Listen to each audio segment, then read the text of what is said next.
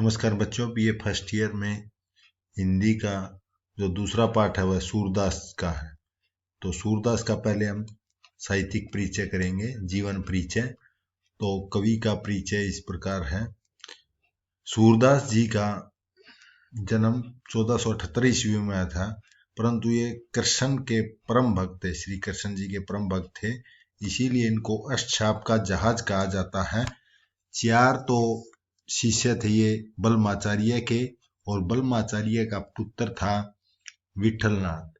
उसने अपने 4 शिष्य बनाए थे। इस प्रकार 8 शिष्यों की परंपरा को अष्टछाप कहा जाता है, परंतु जो सूरदास है वो अष्टछाप के जहाज कहलाते हैं। तो इसीलिए कहा गया अष्टछाप का जहाज कहलाने वाला परम कृष्ण भक्त महाकवि सूरदास का जन्म 1478 ईस्वी में। इनका जन्म के विषय में विद्वानों में प्राय मतभेद हैं। कुछ विद्वान का जन्म स्थान आगरा के समीप रुनकता या रेणुका क्षेत्र मानते हैं, तो कुछ अन्य विद्वान मानना है कि जन्म स्थान दिल्ली और फरीदाबाद के बीच सिंही नामक ग्राम में हुआ था। ये ब्राह्मण सारस्वत ब्राह्मण थे और चंद्रप्रदायी के वंशज माने जाते हैं।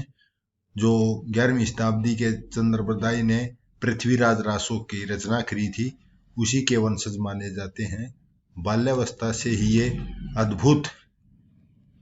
अद्भुत प्रतिभा के धनी थे, गान विद्या में निपुण थे, इसीलिए बचपन में इनकी ख्याति दूर दूर तक फैली हुई थी। अनेक लोग इनके सेवक बन गए थे। ये स्वामी रूप में पूजे जाने लगे थे। तरुणावस्था यानी कि जवान अवस्था में आते आते संसार से विरक्ति हो गई थी। विरक्ति का अर्थ है संन्यास। संन्यास ले लिया था। ये मथुरा के विश्राम घाट पर पहुंच गए थे, लेकिन वहां थोड़े ही दिन रहने के बाद वृंदावन मथुरा के बीच यमुना के किनारे गौ घाट पर रहने लगे थे, और यहीं पर इनकी भेंट स्वामी बलमाचार्य से हुई थी। इन्होंने इन्हें अपना गुरु बना लिया था। बलमाचार्य के शिष्य बनने से पूर्व ये भगवान श्री कृष्ण से संबंधित विनय और दास्य भाव के पद गाया करते थे, परंतु बलमाचार्य की प्रेरणा के बाद इन्होंने सख्य, वात्सल्य, माधुर्य भावों की पदों की रचना की है, और बलमाचार्य ने इसे श्रीनाथ जी के मंदिर में भजन और कीर्तन के लिए नियुक्त किया था। भजन और कीर्तन के लिए सूरदास जी नेत्रहीन थे, परंतु आज तक निश्चय नहीं हो पाया कि ये जन्मांत अंधे थे या बाद में अंधे हुए। श्रीनाथ जी के मंदिर के समीप परसोली नामक गांव में 1583 में इनका परलोकवास। इनकी रचनाएं, सूरदास जी की 4 रचनाओं का उल्लेख मिलता है, परंतु जो प्रमाणिक हैं वे 3 ही मुख्य हैं। पहली है सूरसागर। यह श्रीमद् भगवत की पत्ती पर, इसमें 12 स्कंद है, 12 स्कंदों में विभाजित है।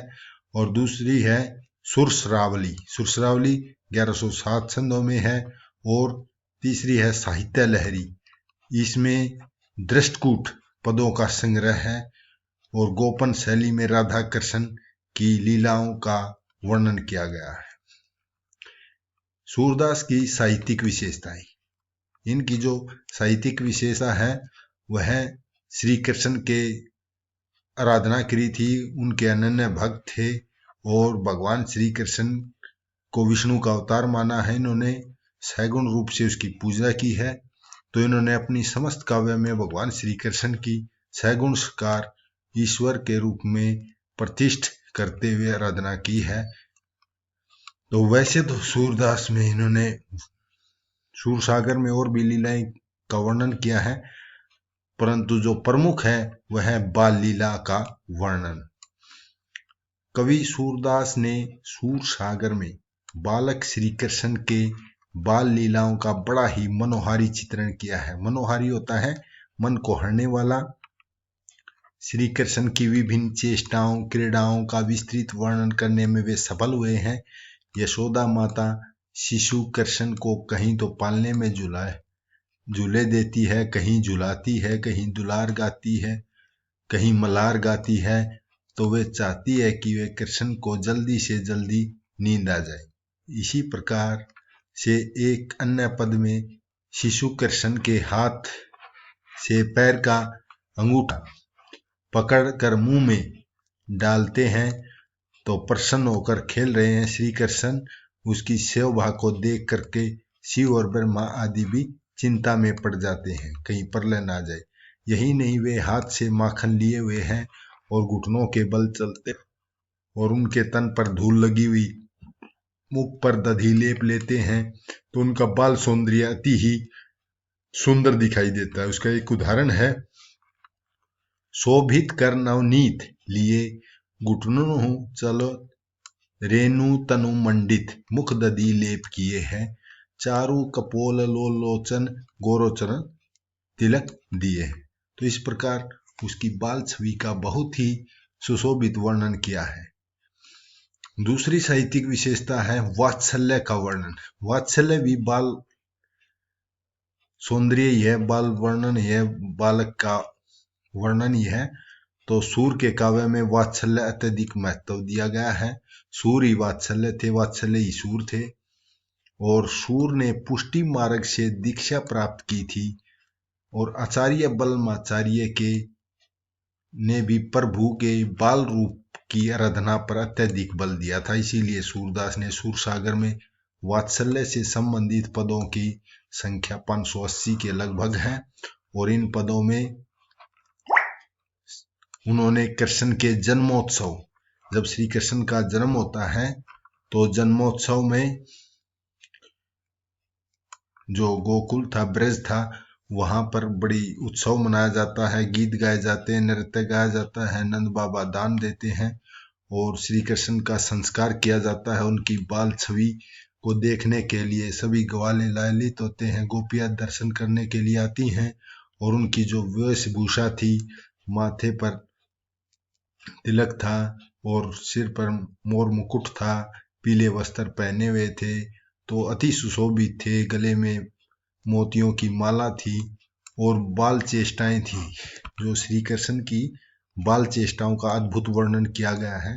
गोधन और गौओं को चराने ले जाते हैं, तो इस प्रकार उसका मनोहारी वर्णन किया गया है। बाल कृष्ण के मन के भावों का बड़ा ही हृदयग्राही वर्णन किया है और कवि ने कृष्ण की बाल लीलाओं से नंद और यशोदा दोनों को प्रसन्न होते दिखाया है। और सूरदास ही हिंदी के प्रथम कवि हैं जिन्होंने बाल वर्णन में न केवल रुचि ली थी बल्कि कुछ वर्णन कर दिया कि औरों के कहने के लिए तो कुछ भी नहीं छोड़ा। सूरदास का तो वर्णन विश्व में प्रसिद्ध है। तो इसीलिए कहा गया है, सूर ही वात्सल्य है और वात्सल्य ही सूर है। तो बाल लीलाओं के पदों में तो मानो वात्सल्य रस का सागर ही उमड़ने लगता है। तो कवि कहीं श्री कृष्ण के जन्मोत्सव का वर्णन करते हैं तो कहीं उसके घुटनों के बल सरकने का, कभी गाहें चराने का हट करते हैं तो कभी चंदा के लिए। तो इस प्रकार उदाहरण दिया गया है। यशोदा मैया बालक को किस प्रकार चलना सिखाती है। सिखवत चलत जसोदा मैयार ब्राय कर पानी गावत, डगमग धरनी धरा पैया कभू, सुंदर बदन विलोकती और आनंद भरी लेती बलैया कभू, बल को टेरी बुलावती यही खेलो दो भैया कभू, कुल देवता मनाती चिरंजीव मेरे बाल कन्हैया। सूरदास प्रभु सुखदायक अति प्रताप बालक नंदरिया। सूरदास की अगली साहित्य विशेषता है भक्ति भावना। तो सूरदास ने पुष्टि मार्ग से दीक्षा प्राप्त की थी और पुष्टि मार्ग के सिद्धांतों के आधार पर उनकी श्री कृष्ण की लीलाओं का गान किया था। तो उनकी भक्ति सगुण भक्ति थी, वैधि भक्ति को स्वीकार करते हैं और प्रेमा भक्ति पर अधिक बल है। उनकी रचनाओं में दास्य, सख्य, वात्सल्य, माधुर्य, शांत मुख्य 5 भावों की भक्ति का प्रतिपादन देखा जा सकता है। जैसे कहते हैं, प्रभु हो सब पतितन के टीको और पतित सब दिवस चारी के, हो तो जनमत ही को। कहते हैं और दो भक्त 4 दिन के हैं जो पापी हैं, मैं तो जन्म जन्मांतर हूं।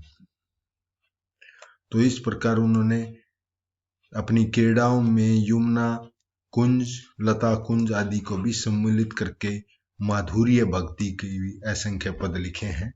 अगली है श्रृंगार वर्णन। श्रृंगार के 2 रूप होते हैं, संयोग और वियोग। तो भले सूरदास कृष्ण भक्त हों, उन्होंने श्रृंगार के भी सम्राट कहे जाते हैं। श्रृंगार के संयोग और वियोग दोनों पक्षों का सुंदर उदाहरण है। ब्रज की गोपिकाएं श्री कृष्ण के माधुर्य पर आसक्त हो जाती हैं। दोनों ओर से हास परिहास होता है। प्रेम का व्यापार का श्री गणेश होता है। श्री कृष्ण की बांसुरी तो मानो गोपियों के लिए जादू का काम करती है। मधुर स्वर लहरी को सुन करके गोपियां लोक लाज त्याग करके कृष्ण के पास पहुंच जाती हैं। और राधा कृष्ण के मिलन का कवि ने बड़ा ही मनोहारी वर्णन किया है। जैसे बुझत श्याम कौन गोरी, कहाँ तू रहती, देखी नहीं कहूं ब्रज की खोरी। तो इस प्रकार राधा कृष्ण का वर्णन किया है। और वियोग वर्णन भी उनका ओतप्रोत है। कवि ने श्री कृष्ण के मथुरा जाने के बाद प्रवास माने विदेश में जाने पर राधा और गोपियों की विरह वेदना का वर्णन किया है। भंवर गीत में भी गोपियों की विरह वेदना का मार्मिक पद पढ़ने को प्राप्त होते हैं। अगली है प्रकृति वर्णन। प्रकृति प्राकृतिक वर्णन। सूरदास जी भले ही अंधे थे, लेकिन उन्होंने प्रकृति का सुंदर वर्णन किया है। और उनके काव्य में ब्रज प्रदेश की प्रकृति का स्वाभाविक और विस्तृत वर्णन देखा जा सकता है। लेकिन उनकी प्रकृति का वर्णन आलंबन रूप में न होकर उद्दीपन रूप में हुआ। उद्दीपन माने उत्तेजना देती है भावों को। विशेषकर वात्सल्य और श्रृंगार के क्षेत्र में कवि ने प्रकृति के उद्दीपन रूप को महत्व दिया है। तो सूरदास की प्रकृति की कोमल रूप में अधिक लगाव था, वो इसीलिए उसने प्रकृति का वर्णन किया है। तो गोपियां कहती हैं, बिनु गोपाल पैरिन भई कुंजे, तब ये लता लगती अति शीतल, अब विषम ज्वाला की पूंजे। अगला है सामाजिक पक्ष। सूरदास एक लीलावादी कवि थे। लोकमंगल और समाज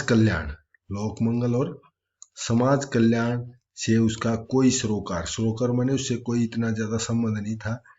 लेकिन फिर भी वे अपने युग की सांस्कृतिक, सामाजिक, राजनीतिक परिस्थितियों से बेखबर नहीं थे। यानी कि उन्होंने अपने काव्य में सामाजिक, सांस्कृतिक, राजनीतिक परिस्थितियों का भी वर्णन किया है।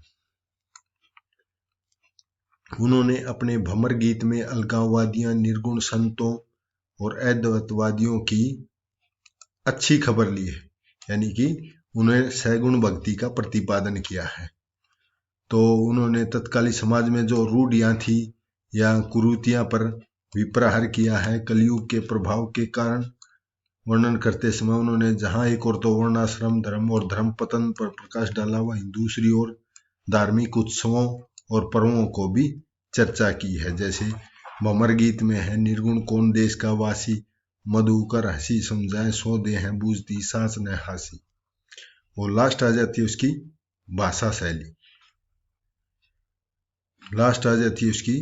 भाषा शैली। तो भाषा ब्रज भाषा का प्रयोग किया था उसने। और देशज, आंशिक, तत्सम, तद्भव शब्दों का प्रयोग किया है। और प्रसाद गुण, माधुर्य गुण से युक्त है भाषा में। तो इस प्रकार उनकी साहित्यिक ब्रज भाषा है, और जिसमें संस्कृत के तत्सम शब्दों के साथ साथ तद्भव और देशज शब्दों की प्रचुरता है। सूरदास की भाषा प्रसाद और माधुर्य गुणों से युक्त है। और भाषा में जो सायास और अन्यास रूप से शब्द और अर्थ दोनों ही प्रकार के अलंकारों का प्रयोग हुआ है। जैसे अनुप्रास, रूपक, स्वभावोक्ति उनके प्रिय अलंकार थे। सूरदास जी छोटे से पद में भी वार्तालाप शैली का प्रयोग करने में सिद्धहस्त है। तो उनके संवाद चुस्त और चुटकुले नहीं बल्कि नाटकीयतापूर्ण है। धन्यवाद।